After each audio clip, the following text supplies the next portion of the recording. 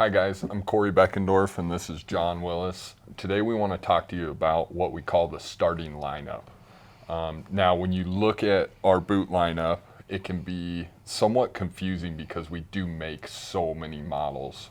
But what we consider the starting lineup is kind of where I'd say 70 or 80% of people fall, where if you need that all-around boot for several seasons, it is typically going to be one of these 6 models. Now, if you're an outlier and you're hunting, up in Canada or down in the southern part of the U.S. or just hunting very, very early hot, dry climates or super cold climates, you may need something outside of this. But for most guys, this is kind of where you start with that first boot, and then you might add a second one for specific hunt or species. John, do you want to get us kicked off? Yeah, absolutely. I'm going to start kind of down here on what we might consider like the warmer weather boots or lighter duty boots. The first one in that lineup is going to be the Summit. The Summit has been in our lineup forever, and it does a really fantastic job. It's one of the lightest weight models we make. It's full Gore-Tex. It's a 3 on our flex rating, which most of the boots on this table will be. The nice thing with that 3 flex is it provides enough support and stability that it'll handle some rougher terrain, but it's also got a little bit of flex. It's going to be comfortable for lighter terrain, upland game hunts, that type of thing. Now you wear this one quite a bit compared to, this half of the table, that midsole's EVA. Yep. What do you like about the EVA while you're wearing that boot? So the nice thing with the EVA, it's kind of twofold. It's a little bit lighter weight than what the polyurethane midsole will be. It also provides just a little bit more cushion. The trade-off to the EVA, especially for me, I'm a bigger guy, or if you're a guy like Corey where you may be carrying a really, really heavy pack a lot, the EVA probably isn't going to be as long-lasting and durable as what the polyurethane will. EVA has a tendency of compressing and packing over multiple seasons. But again, like I said, the trade-off is super lightweight, has a good amount of flex. So early season hunts, especially spot and stock archery hunts where you're wanting to move pretty fast, you want a boot that's really breathable, Summit is a great boot to look at. If you jump up from the Summit, you maybe want a boot that is still really lightweight, still really breathable, but you maybe want something that's a little stiffer and may be able to handle a little bit tougher terrain or a little bit steeper terrain. You jump up to something like the Thor. The Thor is an extremely lightweight, extremely comfortable boot, but you're going to get the 4 on the flex rating through here. So it's going to be quite a bit stiffer. It's going to handle that rough terrain a little bit better. We also have upgraded the material that we use, where it's this PU Tech material that's quite a bit more abrasion resistant, puncture resistant. If you're hunting in, that basalt rimrock country, someplace that's got thorns and stickers, things like that, jumping up to the Thor with that PU Tech material is probably going to help you with a little bit more puncture and abrasion resistance. I wore this boot a ton a couple of years ago. I wore it dove hunting and antelope hunting and deer hunting. It is a little bit stiffer, and if you're not really used to a stiffer boot, that might take some getting used to, but it's an ultra lightweight boot that will take care of a lot of different terrains and conditions that you're going to run into. Yeah, the Thor, from the guys I've talked to and the times I've worn it, it's just a great all-around lightweight, go fast boot. Not a ton of ankle support. Yep. When we talk about that sliding scale of support versus flexibility, if you're going through a scramble or you're trying to be really quiet, high country Colorado, being able to move your ankle around to contour the same as the ground really helps in some of those circumstances. Now, not something that I'd necessarily want to throw 100 pounds of dead elk on my back with. Yeah. I know a lot of guys that do it, but as a lightweight, go fast, early season boot, it's been a fan favorite of ours for several years. Yeah. So, and I would say with either of these boots, the Summit or the Thor, they're going to be a versatile enough boot that you can do a lot of different things in them. But really the niche that you're looking to fill with these 2 boots is early season, lightweight, kind of archery hunting. They're great spot and stock archery boots. They're not really the boots I would recommend, like Corey was saying, if you're planning on a 10-mile pack in where you may be killing a couple elk between 2 or 3 guys, and you may be packing 80, 90 loads of elk meat, 5 or 6 miles back and forth, shuttling meat through some really dense, heavy cover. You might want to look at stepping up to something else, but if you're hunting out of a base camp, you need a day hunting type boot that's going to be light, it's going to be breathable, it's going to be fairly durable, and it's going to get you through that early season and maybe just into that mid-season a little bit. Both of these boots are great ways to go. If you want to step up from the Summit and the Thor, in fact, if you almost kind of combine these two boots, you're going to step up to the Colorado. If you compare the Colorado to the Summit, look-wise, you can tell they're basically the same boot. All the design and the layout of these two boots is basically the same.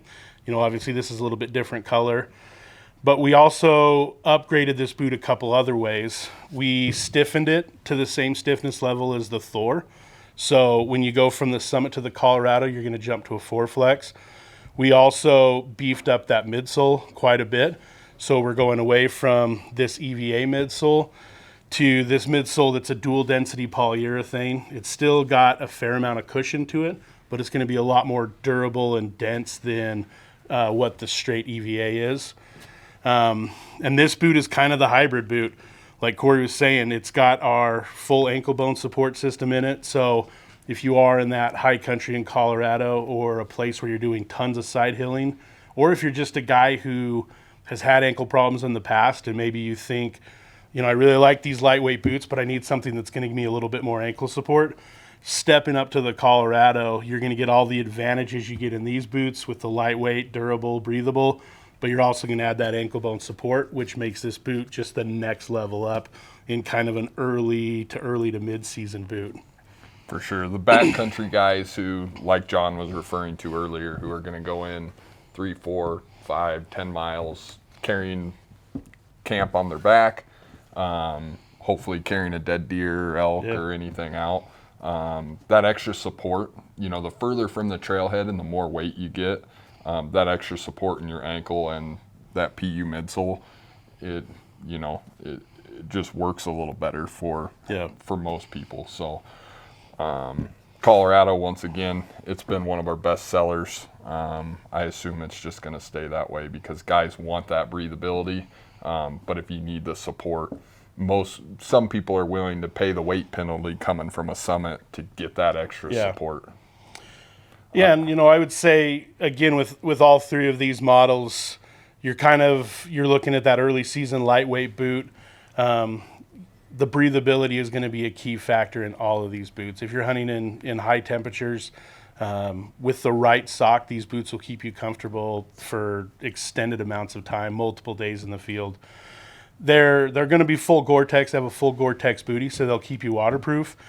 If you're a guy that's going to be hunting maybe like Pacific Northwest, Washington, Oregon coast, where, in a 30-day hunting season, you might have 25 days of rain, I don't know that the synthetic boots like these would be my first choice. A leather boot's probably going to keep you drier for longer and extended periods of time.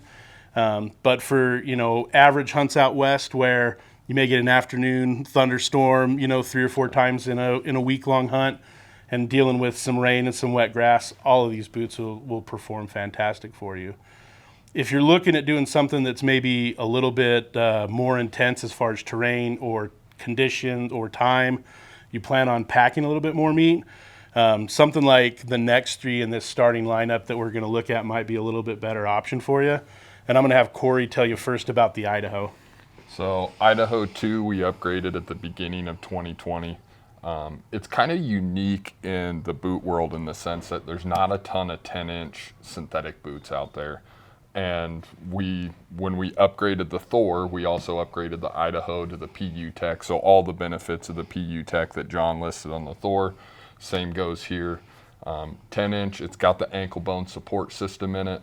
I know for a fact, because I'm one of them, some guys just want a 10-inch boot, and most 10-inch boots on the market are going to be leather, where if you need that breathability and you don't necessarily need the benefits of leather and don't want to pay the weight penalty of leather, that's kind of where that Idaho fits in. And so 3-flex PU boot, very rugged, See a lot of guys in the Midwest running this as an upland boot. And a lot of guys out west as kind of their do-all hunting boot, especially if, like John's saying here in Utah and Nevada, New Mexico, Arizona, you want a 10-inch boot, but you need the breathability. This is kind of the go-to. Yeah. So. Can you tell us just, as a guy that likes wearing a 10-inch boot, what are some of the advantages you see with a little bit taller height, and maybe what might be a disadvantage or two? Sure. So it's very personal preference because we build this boot in an 8-inch called the Wyoming. But when we start looking at 8 and 10-inch boots, for me, I think a lot of it, I just grew up in Iowa wearing a 10-inch boot. It's what I'm comfortable in. You might think it gives you quite a bit more ankle support than an 8, but for the most part, it really doesn't. This 8-inch Colorado probably gives you 90 or 95% of the ankle support that the Idaho does because of that ankle bone support system. Your water line's obviously higher, so you can cross, deeper streams. It also, for me, when I'm in like a scramble rock and everything, I like that extra padding because it seems like if I'm going to hit my shin or something, if this boot gives me 90% of the time I'm not going to bang it because I've got that extra padding here, this is taking that next 7 or 8%. So you can be going through like a pretty steep boulder field and it kind of protects you from those impacts as you're climbing. Yeah. So big fan of the Idaho. It was actually one of the first Crispis I owned probably 8 or 10 years ago. Got a lot of good miles out of them. Once again, synthetic, lighter weight, more breathable, just a good all-around boot. Yeah. Next boot I will go to is one of our favorites. Yeah. When a guy asks hey, I want an all-around boot, it's like, well, we build 35 or 36 models. Yeah. It can be really tough, and my all-around might be different than John's. But if there was one do-all boot for North America, it'd be this Nevada. We build it in insulated and non-insulated. Non-insulated, all-leather boot. A lot of guys, if you're active hunting, can run it down to very cold temperatures.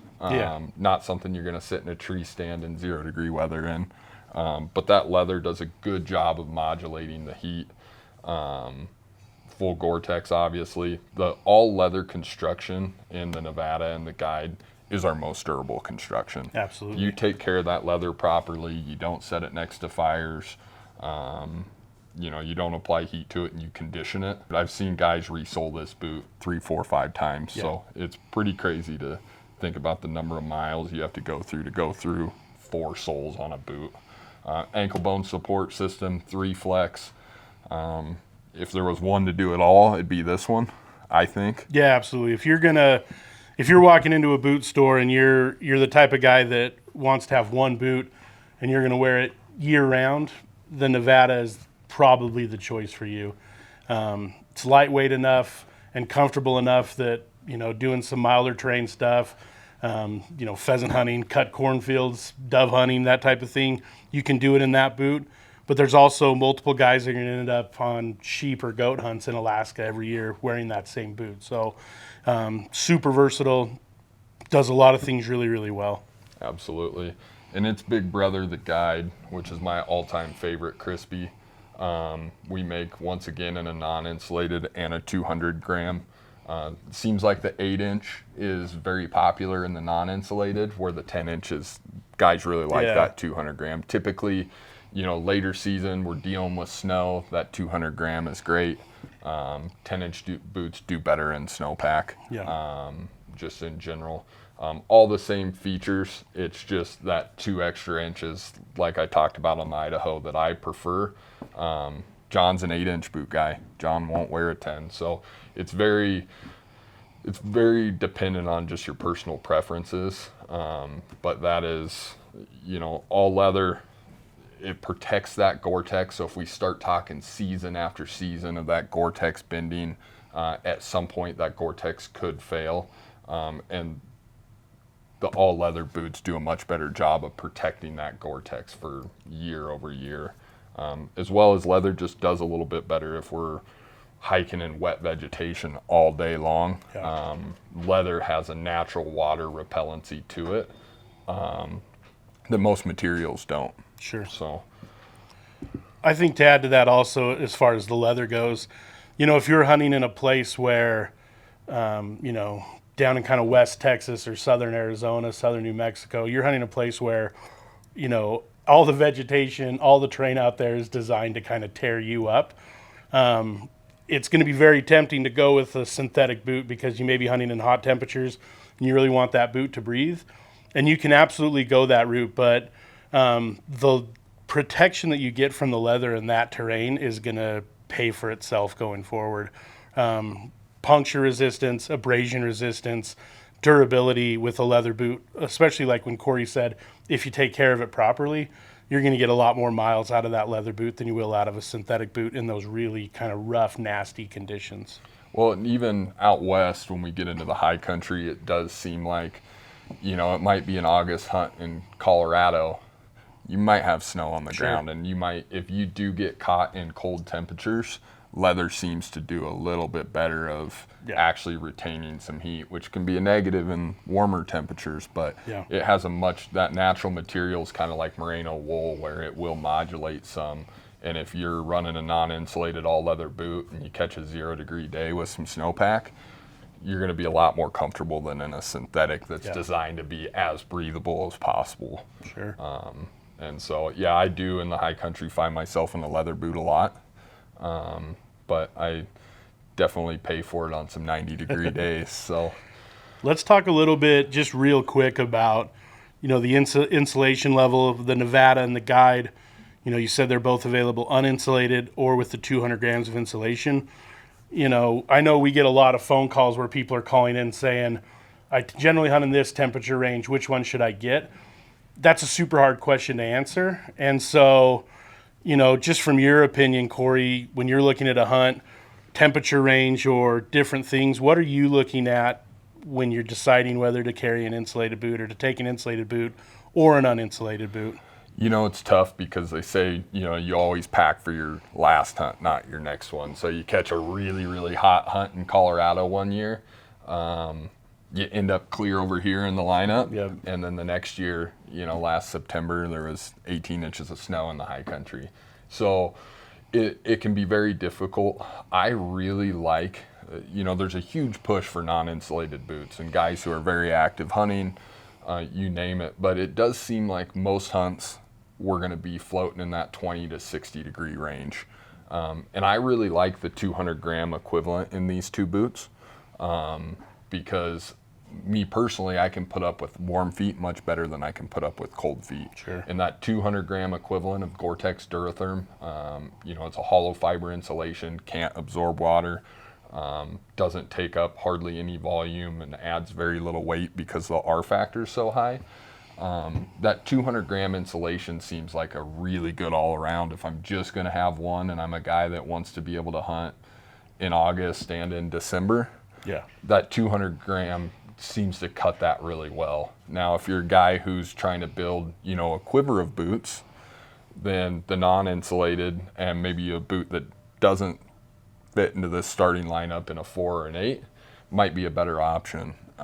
So it's dependent on how active you're hunting, what seasons, whether you run hot, whether you run cold.